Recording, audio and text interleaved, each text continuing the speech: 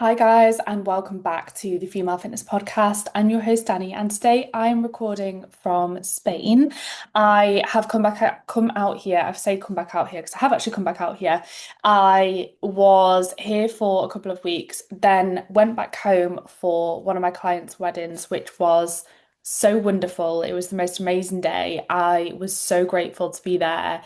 Um, Kate, my client who got married, I have been working with her for years now. So it was just so amazing to be a part of her wedding day.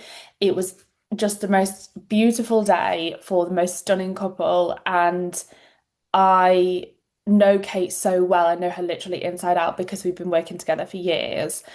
And I've really seen her grow and evolve in so many different ways. She's made so much progress with her relationship with food, with her body image. She's also had body composition goals at certain times.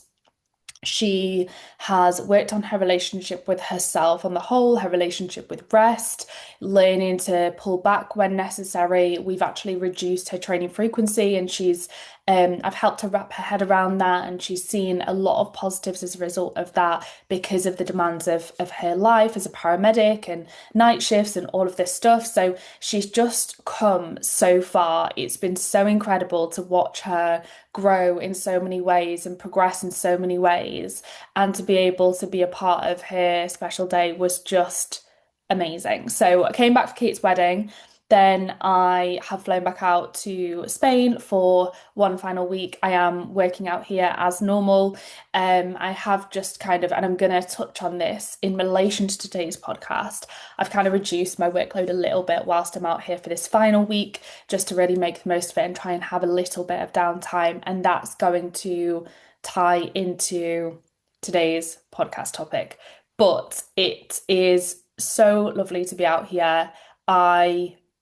I'm so grateful for the ability to travel and work as normal whilst I travel. It obviously comes with its challenges, as you guys who are business owners, online coaches will know, but I'm also so incredibly grateful for it. And it comes with a lot of positives as well, such as the freedom to travel the world, which is something that I obviously love.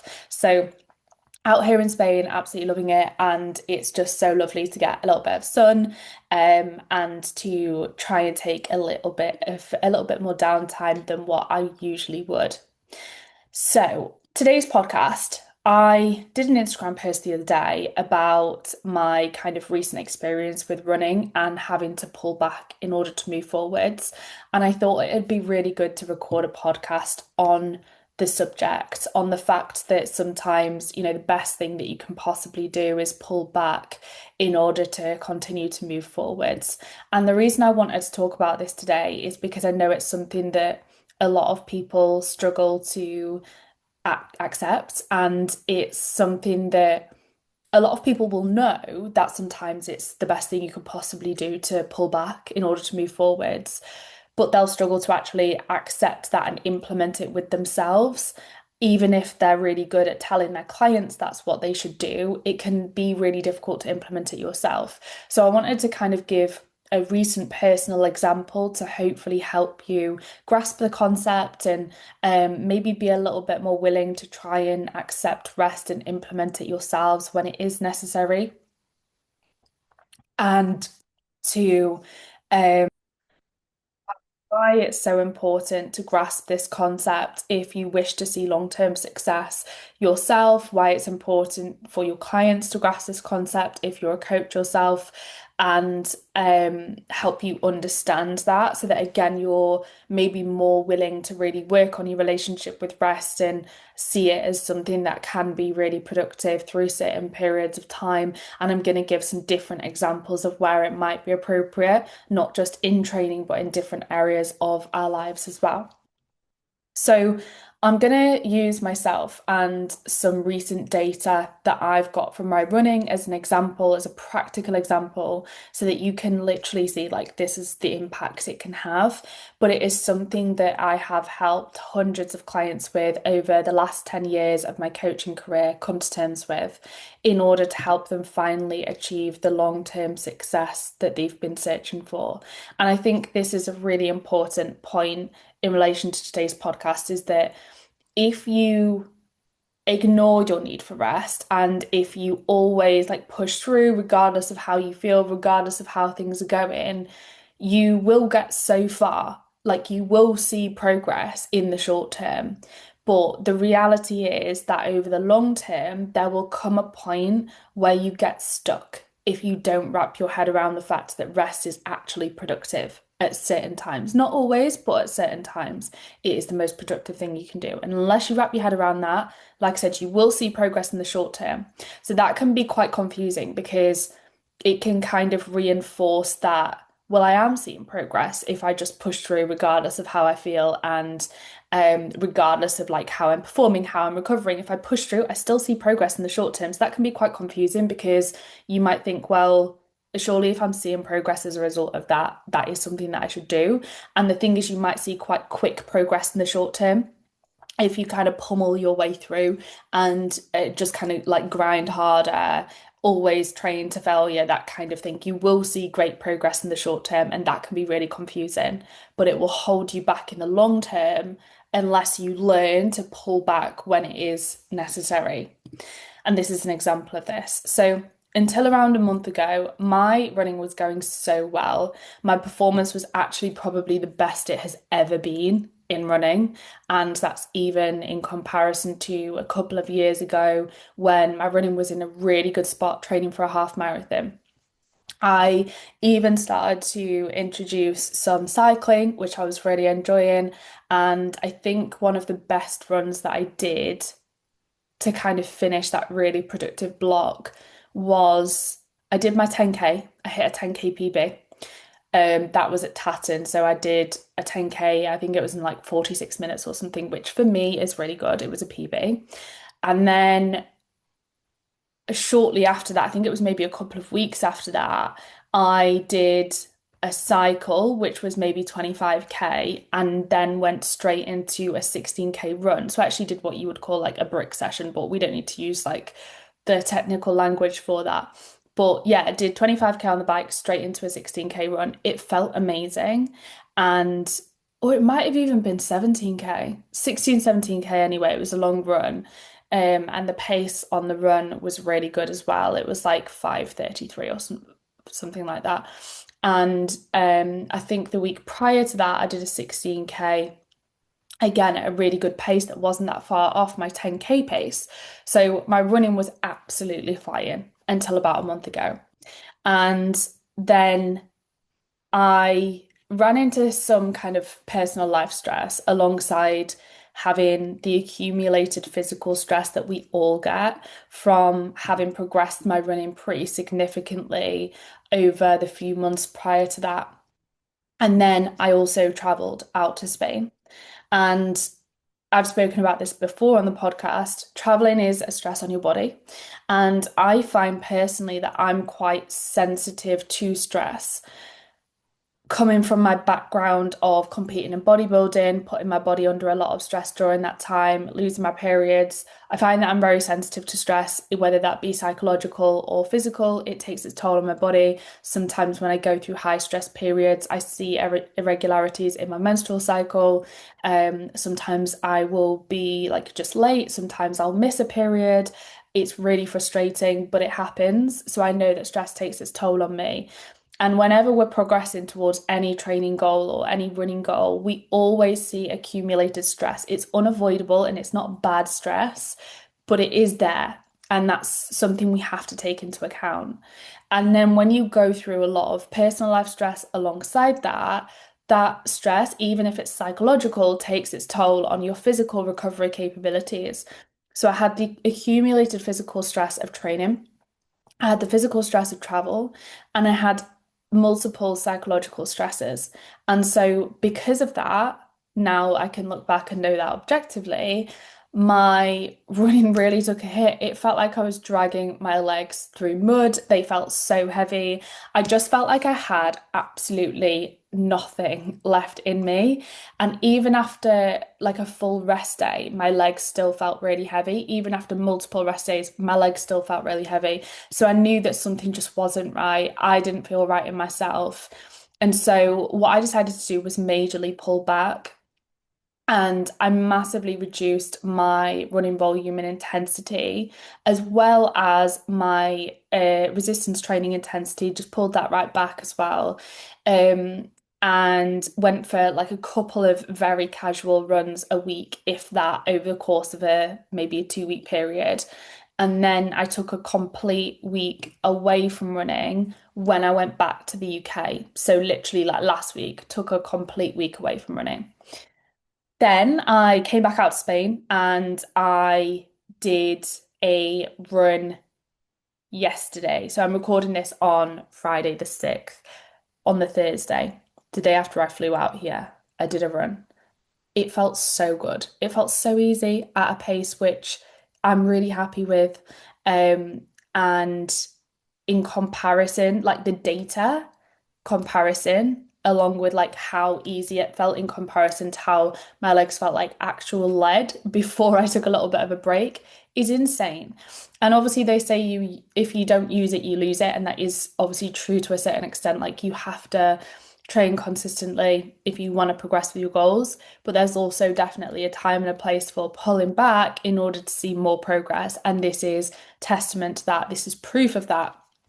So, for those of you who are interested in data, my first one of my runs during my time pulling back, I did a 6 kilometer run at a 5:59 pace. That for me personally is a very, very steady pace. It would usually feel really easy for me. When I did that, when I was recovering from all of this stress, it felt still quite challenging. I genuinely don't think I could have run faster than that, which is like for me, that's not good. For me personally, as a result of years of running, years of progressing, I can usually run quite a bit faster than that, and it still feel relatively easy. But it felt like rubbish. Then yesterday's run, the run after my little break, I did a 7 kilometer run at a 5:09 pace. So that is almost 1 minute per kilometer faster. I ran an extra K and it felt easy. Whereas the run before that felt really hard and it was a shorter run and a much slower run. And that is the result of pulling back and giving myself a break and giving myself time to recover from everything, both psychologically and physically. So, again, hopefully that example helps you wrap your head around the fact that sometimes less is more, and sometimes pulling back or resting completely is genuinely the most productive thing that you can do. And I know that a lot of you will probably have grasped that concept if, for example, you were to get injured or if you were to get seriously ill, but it can be really hard to grasp if you're not in a position where you're physically incapable of training. You are capable, well, you think you should be, but the accumulated stress is not allowing you to. That can be a really frustrating position to be in. But still, even when you're not ill, when you're not injured, sometimes the most productive thing that you can do is rest or pull back. And it's so one of the best things you'll ever do for your long-term progression is learn how to work with yourself and your body and learn when to call the shots. And that will take time and practice and experiences like this one that I've just had to inform you of, okay, when I feel like this, or I'm getting these warning signs, I need to pull back or I need to rest. And those warning signs might be your, like I said, your legs are feeling heavy even after resting. You're maybe a little bit irritable. Your concentration's dipping. Your sleep's not as good. Your thoughts are feeling quite messy. All of these might be little signs that actually the best thing you could do is actually just rest or pull back a little bit, and you'll be back to where you were in no time, just like I was. So I really hope that this kind of example helps you be willing to work on your relationship with rest and willing to maybe try pulling back a little bit at certain times when you feel like, right, something's not right here. My body doesn't feel like it's working with me, feels like it's working against me. I know that I've got psychological stresses present. I know that I've had accumulated physical stress or I've got other physical stress from other areas, maybe, I don't know, moving house or something like that. Maybe the best thing I could do is actually rest right now. And the same applies for other areas of life, such as like work and business. So sometimes, in order to achieve our long-term business goals, we need to pull back in order to move forwards in the right direction for us over the long term and in order to produce quality work. Because I think it's really, especially when you're self-employed, when you're running your own business, it's so hard to pull back. Sometimes it's so hard to like rest and take time away from work because your business literally rests on you. But I think the important thing to recognize is that it doesn't matter how much work you get done if the quality of that work is trash. Like it literally doesn't matter because that work will not move you forwards if the quality of it is shit. So sometimes the best thing you can do, especially if you're getting to the point where you burn out, your creativity is down the drain, you're not able to focus, you're not communicating as effectively as you usually would. There are a few signs that I notice in myself when I need to pull back as examples. The best thing you could do is actually just pull back and get your creativity flowing again, get your focus back, get your energy for work back, get your head back in a really productive headspace. And that will result in so much more progress over the long term as a result of maybe even just taking a day or two of like lower intensity work or the weekend completely away from work. That could result in so much more forwards motion than just trying to push through.